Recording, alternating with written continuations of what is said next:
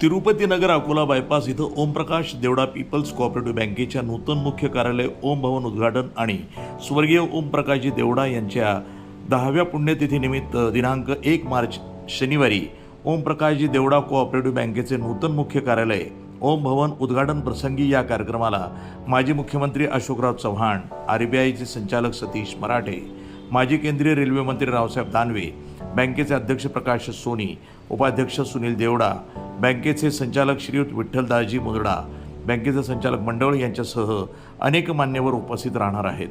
Omprakash Devda people's cooperative बँकेच्या नूतन मुख्य कार्यालय ओम भवन आणि स्वर्गीय ओमप्रकाशजी देवडा यांच्या पुण्यतिथीनिमित्त दिनांक 1 ते 3 मार्चपर्यंत विविध कार्यक्रमांचं आयोजन करण्यात आलं आहे. यामध्ये भव्य मोफत आरोग्य शिबिर, संगीत रजनी, कीर्तन, कथाकथन असे विविध कार्यक्रमांचं आयोजन करण्यात आलं आहे. NTV news Marathi.